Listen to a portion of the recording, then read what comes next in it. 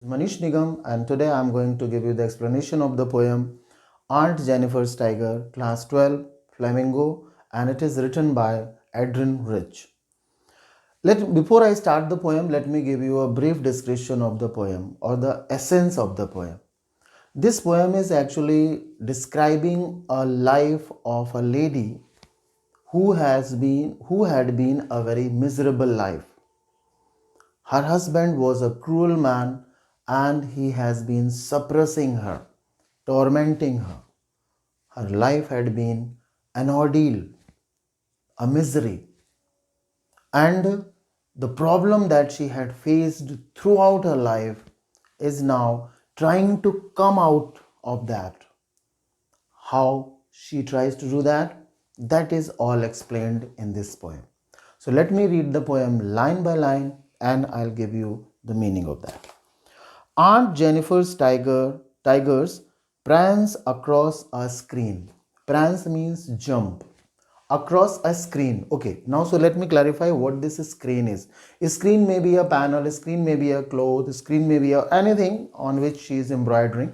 So she is actually embroidering the tigers on a panel or a screen, and the tigers that she has embroidered are actually prancing, are actually jumping.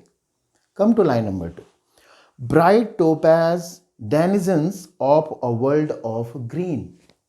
Bright topaz, that is metaphor actually.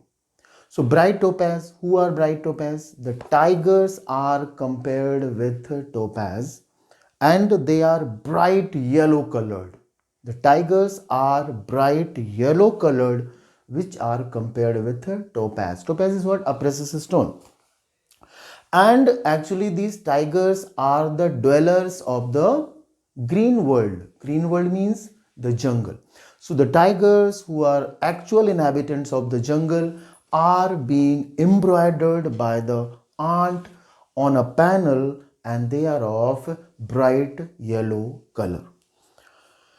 Line number 3. They do not fear the men beneath the tree, and they do not fear. Who are they? The tigers.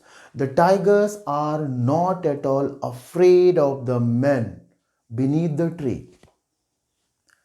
Why it is specified that the tigers are not afraid of men? It is actually the desire of Aunt Jennifer. As I mentioned before, that Aunt Jennifer's life had been miserable. Her husband had dominated it, suppressed it. He was a cruel man. And now she has designed, she has embroidered the tiger, which are not at all afraid of the men who are standing or sitting. It is not specified here what they are doing, but who are under the tree. The tigers are not at all terrified, not at all afraid. They pace in sleek chivalric certainty. Rather, what they do, the last line, they pace. They pace means they move. They move forward. Sleek. Sleek means elegance. Well groomed tigers are there. So they are walking or they are moving forward with elegance, with honor, with dignity, and with confidence. They are not at all afraid of the men who are under the tree. Stanza number 2. Aunt Jennifer's fingers fluttering through her wool find even the ivory needle hard to pull. Fingers fluttering. Fingers fluttering means fingers are moving. But as the lady is worn out, she is ruined mentally as well as physically. Nothing is left there.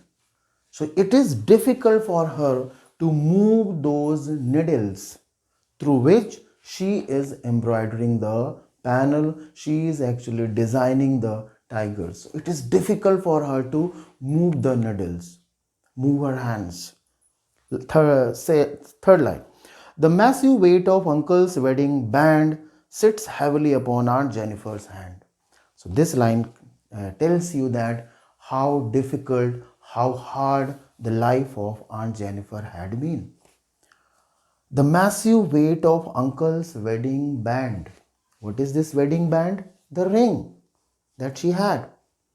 And it was given to her on the day of marriage. So you can say it was not a happy marriage. It was not a happy married life. It was not a successful marriage. Got it? So the massive weight, it's a symbolism actually. So the weight is there of that marriage, which is supposed to be a curse, a burden. So that burden is there on her hand. Still it is there. And because of that, she is worn out, she is ruined, she is broken, and she is unable to move her hands. Last stanza. When aunt is dead, now the poet is imagining after death what is going to happen with Aunt Jennifer. Even after her death, her terrified hands will lie still ringed with ordeal she was mastered by.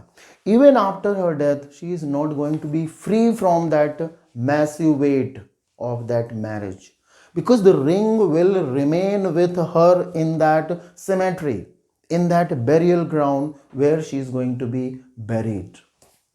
It will be there because it is a bond of her marriage with that man, with that cruel man.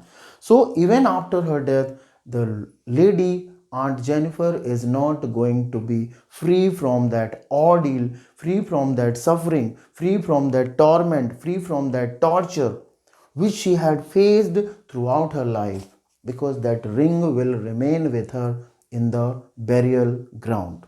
Last two lines. The tiger in the panel that she made will go on prancing, proud and unafraid.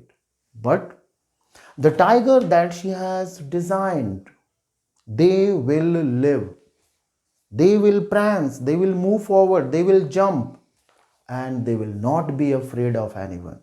They will be moving forward with might, with courage.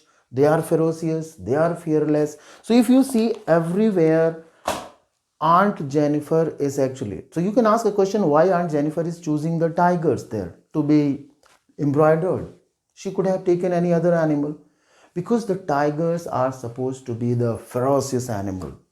Sleek and chivalric words are used here. So they are elegant, they are honorable, they are dignified, they are dangerous, they are ferocious, and they are not afraid of anyone.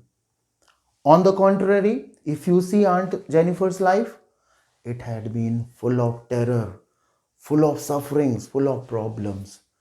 And she had a desire to live a happy life, to live a free life. That's why she has embroidered the tigers, to just imagine herself to be strong, though she is not. She is tortured by her husband. So hope this video, this lesson would prove you helpful. Thank you and God bless.